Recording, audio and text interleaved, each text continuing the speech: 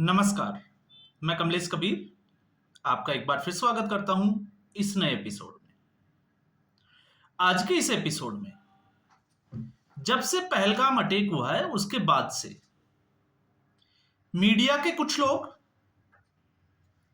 जो लगातार इस बात पर चर्चा कर रहे हैं कि क्या हिंदू होना गुनाह है क्या। अब जब हम इसी सवाल का जवाब ढूंढते हैं कि क्या हिंदू होना गुनाह है, तो मुझे लगता है यह मेरा निजी आकलन है। इसका किसी की सोच से कोई लेना देना नहीं। गुनाह इस वक्त जो है वो हिंदू होना नहीं है। और हिंदू होना गुनाह कैसे हो सकता है, आप सोच के देखिए। जो हिंदू काले कुत्ते को रोटी देने में यह समझता हो कि इससे जो है वो दुख कटेगा, शनि की जो जिसको कहते हैं कि दृष्टि है, वक्र दृष्टि है, उससे छुटकारा मिलेगा। गाय को रोटी देना जो ये समझता हो कि इस जानवर को रोटी देने से कई देवताओं को उसने भोजन कराया, उसके जितना पुण्य मिलेगा। जो पेड़ पौधों की पूजा करता हो, आप सोच के देखिए।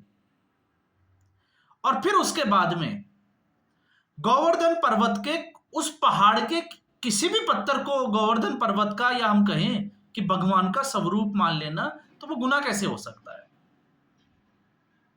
और सबसे बड़ी बात अगर आप समझोगे तो आज हिंदुस्तान में आप और हम और हिंदुस्तान है क्योंकि बहुसंख्यक आबादी हिंदू है। आज हम जिस संविधान की बात करते हैं, यह संविधान जिंदा इसलिए है क्योंकि हम इस देश में बहुसंख्यक जो है वो हिंदू है। और जो लोग आज संविधान की बात करते हैं, शायद उनको भी इस बात को समझना पड़ेगा कि हमसे संविधान है, संविधान से हम लोग नहीं है। हम गलत व्याख्या करते हैं, लेकिन हिंदुओं ने कभी इसको जताया नहीं। कभी उस हिंदुओं ने वेदों को, पुराणों को आगे नहीं किया। लेकिन आप उलट आप बात करते हो तो फिर संविधान से ऊपर उनका धर्म हो जाता है। तो सवाल यहां पर यह है कि हिंदू कोई होना गुनाह है क्या। तो मैं कहता हूं हिंदू होना गुनाह नहीं है। हिंदुओं का ऐसी जाहिल कौम पर विश्वास करना सबसे बड़ा गुनाह है। और यही हमारी सदा से कमजोरी रही है कि हमने ऐसे लोगों पर विश्वास करते हैं। और क्यों करते हैं? क्योंकि हमें सेकुलरता का पाठ पढ़ाया गया 1947 के बाद। और ये 1947 के लिए नहीं, ये 1947 से पहले भी लागू होता है। आप इतिहास का एक वाक्य ऐसे बताइए जिसमें हिंदुओं के साथ धोखा हुआ हो और उसमें विश्वासघात शामिल ना हो। और विश्वासघात किसने किया, आप उसको भी जो है वो उठा के जरूर देखिए। बहुत पहले मैं नहीं जाऊंगा। और ऐसा नहीं है कि ऐसे लोग सिर्फ उस जाहिल कौम में ही हैं। मुझे लगता है कि जब से यहां पर मुगल आए हैं, उन मुगलों ने दासी प्रथा तो आपने सुनी ही होगी। तो आज जो लोग इस घटना के बाद में भी सरकार के ऊपर सवाल उठा रहे हैं और आंख बंद करके सवाल उठा रहे हैं, तो आप समझ सकते हैं कि वो औलादी किसकी है। आप सोच के देखिए। और ऐसा मैं क्यों कहता हूं? ऐसा मैं इसलिए कह रहा हूं क्योंकि इन लोगों ने, जो लोग पर्यटक बनकर गए थे, उन लोगों ने विश्वास किया वहां के लोगों के ऊपर। उन्होंने सीखा नहीं। उनको लगा कि कश्मीर बदल गया, उनको लगा कि कश्मीरियत बदल गई। लेकिन बदला क्या? उनको टट्टुओं पर बिठाकर उस जगह पर ले जाया गया जहां पर सरकार की कोई एडवाइजरी नहीं थी। तो क्यों लेके जाया गया?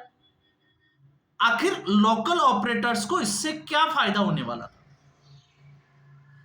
अब आप जो है वो आपने देखा होगा, एक मीडिया वर्ग जो इसकी चर्चा बड़े जोरों से कर रहा है।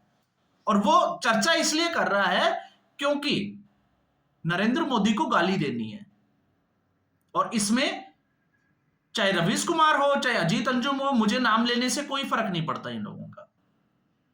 क्योंकि ये भी उसी जाहिल कौम से निकले हुए कुछ लोग हैं। और कैसे हैं आप देखिए, समझिएगा इस बात को। वो इसलिए है कि रवीश कुमार और अजीत अंजुम जैसे लोग इस वक्त जो है वो, जब जरूरत है उनकी पत्रकारिता की इस देश को, उनकी कौम को, जिस कौम के लिए वो पत्रकारिता करते हैं, तो आखिर वो पहलगाम जा क्यों नहीं रहे? उनको तो पहलगाम जाना चाहिए। और उनको किस चीज का अंदेशा है जब सब कुछ सही है, कश्मीरियत बदल चुकी है, कश्मीर बदल चुका है, तो ग्राउंड पर जाकर रिपोर्टिंग करने पे क्या हर्ज है? जब अजीत अंजुम चुनाव में राजस्थान में मुस्लिम बाहुल्य क्षेत्र में जाकर हिंदू मुस्लिम कर सकता है, वो रायबरेली पहुंच सकता है, वो अमेठी जा सकता है, वो काशी जा सकता है, बनारस, जहां से प्रधानमंत्री नरेंद्र मोदी चुनाव लड़ सकता है। और सबसे बड़ी बात, आपने देखा होगा जब शाहीन बाग सीएए के खिलाफ जब धरना बैठा, तो उस शाहीन बाग के आंदोलन में देश के किसी भी प्रतिष्ठित पत्रकार को जाने नहीं दिया जा रहा था, लेकिन अजीत अंजुम और रवीश कुमार जैसे पत्रकारों को बुलाया जाता था, चाय कॉफी तक पहुंची जाती थी। क्यों? क्योंकि उनको खतरा नहीं था, क्योंकि उसको उनको पता था कि ये पत्रकारिता की इनका स्तर क्या है।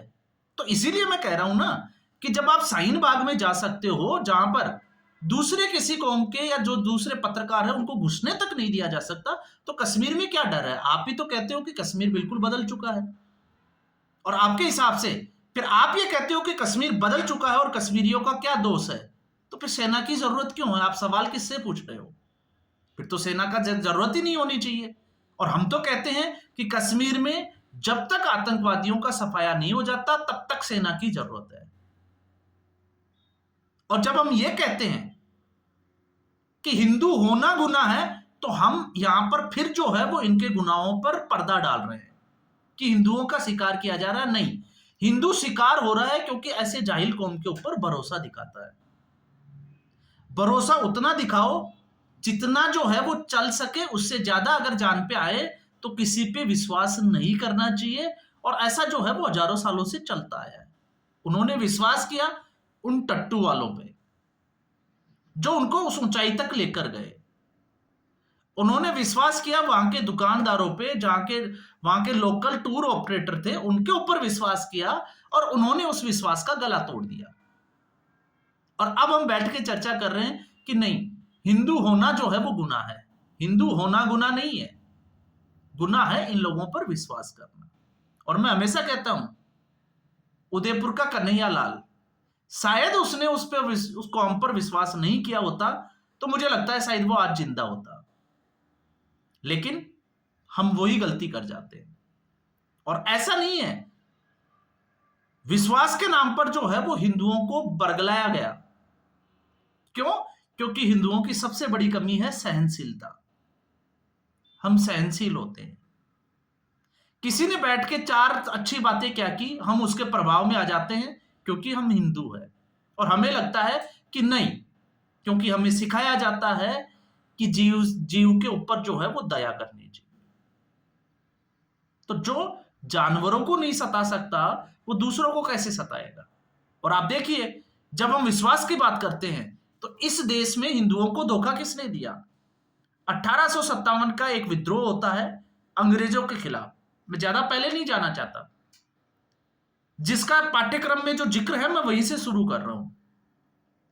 उसमें 1857 की क्रांति में अलग अलग समुदाय विशेष से जो है वो विद्रोह की आवाज आई, और अंग्रेजों के लिए उसको दबाना मुश्किल हो गया। तो अंग्रेजों ने एक बीच का रास्ता निकाला, और बीच का रास्ता क्या निकाला? उन्होंने कांग्रेस पार्टी का गठन किया, जिसका अध्यक्ष बनाया एओ हुम को, ताकि यहां के जो बासिंदे, जो यहां के जो लोग हैं हिंदुस्तान के रहने वाले, वो लोग अंग्रेजों की नहीं मानेंगे लेकिन अपने लोगों की बात मान लेंगे। इसलिए अध्यक्ष जो है वो अंग्रेज होगा, बाकी जो है वो कांग्रेस पार्टी में मेंबर जो हैं वो हिंदुस्तानी होंगे। क्या हुआ? आपने देखा, भगत सिंह को फांसी चढ़ाया गया, कितने लोगों ने आकर जो है वो आवाज उठाई। फिर उसके बाद में जो है मोहम्मद अली जिन्ना को साथ लिया गया, क्योंकि गलतफहमी थी कि इसके बिना जो है वो देश की आजादी संभव नहीं है। और ऐसा क्यों था? क्योंकि गांधी को, भगत सिंह, चंद्रशेखर आजाद, इन लोगों पर भरोसा ही नहीं था। और खास मैं ये कहता हूं कि काश उस वक्त इन लोगों के ऊपर गांधी ने भरोसा किया होता। ये तो मैं इतिहास की बात कर रहा हूं, लेकिन नहीं किया। मुस्लिम लीग को अपने साथ जोड़ा, मोहम्मद अली जिन्ना को, तो आजादी का क्या फायदा हुआ? आप कहते हो कि आपने भारत की फ्रीडम फाइटर थे, आपने भारत को आजादी दिलवाई, तो ऐसी आजादी का क्या फायदा जिसने आजादी तो दिलवाई लेकिन देश के दो टुकड़े कर दिए? आप सोच के देखिए ठंडे दिमाग से, कभी तो इन चीजों का आकलन करना पड़ेगा ना, कि हमने महात्मा गांधी को हीरो बना दिया, हमने जवाहरलाल नेहरू को हीरो बना दिया, जबकि जवाहरलाल नेहरू सबको पता था कि चमचागिरी कर रहा था।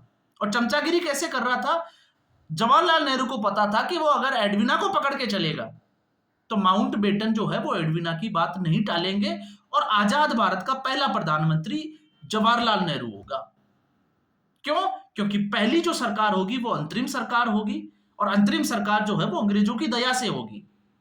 तो आज जो लोग वीर सावरकर को गाली दे रहे हैं, वो अपने डीएनए को चेक कर ले पहले, कि वो उस वक्त तलवे कौन चाट रहा था और वीर सावरकर को जेल में क्यों डाला गया था, इतनी कड़ी सजा क्यों दी गई थी, जबकि इनको अपनी गाड़ियों से घुमाया जाता था। क्यों? क्योंकि वो अंग्रेजों को सूट करते थे, वो अंग्रेजों की जिसको कहें कि नौकरी करते थे। सुप्रीम कोर्ट ने कहा ना कल कि गांधी जी लिखते थे कि आपका निष्ठावान सेवक, तो जब आप सावरकर को गाली देते हो, माफी वीर कहते हो, तो फिर महात्मा गांधी को क्या बोलोगे? राहुल गांधी को कल ही तो आईना दिखाया है। फिर हम उस वक्त विश्वास में आए, महात्मा गांधी जो कर रहा है वो बिल्कुल सही कर रहा है। और महात्मा गांधी ने क्या किया मैं बताता हूं, आप इतिहास उठा के देखिए। मोहम्मद अली जिन्ना के यूनानी डॉक्टर ने महात्मा गांधी से मुलाकात की और उसको बोला कि मोहम्मद अली जिन्ना को सेक्सुअल ट्रांसमिट डिजीज है और वो ज्यादा दिनों का मेहमान नहीं है, मुश्किल से 6 महीने का मेहमान है और उसके बाद में उसकी मौत निश्चित है। तो आप पहला प्रधानमंत्री मोहम्मद अली जिन्ना को बना दीजिए आजाद भारत का, सारी समस्या की जड़ जो है वो खत्म हो जाएगी। लेकिन नहीं माने, अलग देश होने दिया। और आपको पता ही है, जितने भी जो कांग्रेस के जो मेंबर्स थे उस वक्त सरदार वल्लभ भाई पटेल के फेवर में वोट करते हैं, लेकिन आखिर जवाहरलाल नेहरू से महात्मा गांधी का ऐसा कौन सा प्रेम था? सीधे तौर से जो है वो दबाव की बू आती है यहां पे अंग्रेजों की, क्योंकि महात्मा गांधी को हीरो बनना था, महात्मा बनना था, और उनको पता था कि अंग्रेज ही बना सकते हैं, क्योंकि आजाद भारत में महात्मा गांधी का नाम जो है वो सर्वोपरि लिया जाएगा। और अंग्रेज किसको चाहते थे? क्योंकि एडविना जवाहरलाल नेहरू को प्रधानमंत्री के रूप में देखना चाहती थी। तो इसके बावजूद प्रधानमंत्री किसको बनाया गया? जवाहरलाल नेहरू को। और हुआ क्या? 6 महीने बहुत दूर की बात है, आजाद जो पाकिस्तान का हिस्सा था, उस पाकिस्तान के हिस्से में 3 महीने बाद ही मोहम्मद अली जिन्ना की सेक्सुअल ट्रांसमिट डिजीज से मौत हो जाती है। तो यही तो दिन देखना था। और फिर उसके बाद में इन लोगों को धर्म के नाम के ऊपर जो है वो एक अलग देश बनाया, अपनी जनता को विश्वास में रखा, क्योंकि लगा कि महात्मा गांधी अपने हैं, जवाहरलाल नेहरू अपने हैं, तो विश्वास किया तो धोखा हुआ। और धोखा कैसा हुआ? धर्म के नाम पर जो है वो अलग देश बनाया, लेकिन क्योंकि हिंदुओं में दया थी तो इन लोगों को छुपाकर रखा। और गांधी ने जब ये कहा कि मुस्लिम जो है वो यहां पर भी रह सकते हैं, तो एक नई समस्या दे दी इस देश को, और उसी समस्या को जो है वो आज तक हम जो है वो भुगतते आए हैं। तो गुनाह हिंदू होना नहीं है, गुनाह है आप अपने आसपास जो है वो छानबीन कर ले कि वाकई में आपके पास जो है वो हिंदू का डीएनए है या नहीं है। अगर वो हिंदू का डीएनए नहीं है, मैं नहीं कहता आप हिंसा करें, मैं तो बिल्कुल जो है वो इसकी बात नहीं करता, लेकिन मैं हमेशा ये कहता हूं कि उससे सतर्क रहे, क्योंकि वो अपना रंग जरूर दिखाएगा। जो औरंगजेब जिसने अपने बाप को अपने भाई का सर काट के भेजा हो, पानी के लिए तरसाया हो, जो अपने परिवार के सगे नहीं हुए, वो आपके सगे, आपने ऐसे कैसे सोच लिया कि एक हिंदू के बजाय जो है वो कौम आपके साथ खड़ी दिखाई देगी? वो नहीं देगी। और अगर ऐसा होता तो फिर आप इतिहास के पन्ने जो है वो पलट के देखना शुरू करें। कोई विरला ही होगा जो इस तरीके की जो है वो चीजें कर पाएगा, वरना तो बिल्कुल मुश्किल है। आज जो लोग आंसू बहा रहे हैं कश्मीर को लेकर, कश्मीरियत को लेकर कि कश्मीरियों का क्या कसूर है, तो इन कश्मीरियों ने कभी आज तक जो है वो बंद नहीं बुलाया कि आप जो है वो हिंदुओं को वापस लाइए। हमारे भाई जो है वो यहाँ 1990 के दशक में चले गए थे और हम उनको जो है वो वहां यहाँ पर वापस बसाना चाहते हैं। नहीं, दर्द ये था क्योंकि इस घटना से टूरिस्ट वापस लौटना शुरू हो गए और उनकी घर की दुकानें जो है वो बंद हो गई। इसलिए ये घड़ियाली आंसू जो है वो आपको देखने को मिल रहे हैं। वरना ये वही लोग हैं जो एक आतंकवादी पकड़ने पर अपनी ही फौज के ऊपर जो है वो पत्थरबाजी की घटनाओं को अंजाम देते थे। तो आप इनके ऊपर कैसे भरोसा किया जाता? और आप देख लीजिए हश्र क्या हुआ। जब ऑपरेशन ऑल आउट चल रहा था, राष्ट्रपति शासन था, सब कुछ चीजें ठीक चल रही थी, चुनाव हुए और वापस जो है वो ये लोग अपने रंग में आ गए। और फिर दूसरी कौम, मैं कहता हूं आप इनके डीएनए जो है वो जरूर चेक करिए, कहीं ये वो दासी प्रथा वाला सिस्टम तो नहीं है कि ये लोग उनकी औलादे हो डीएनए और हम लोग जो है वो इनको गलती से ये समझ बैठे कि हमारे हक की बात करेंगे। नहीं, ये हमें सेकुलरता का पाठ पढ़ाएंगे, क्योंकि इनको पता है कि हिंदू जो है वो कमजोर कहां है।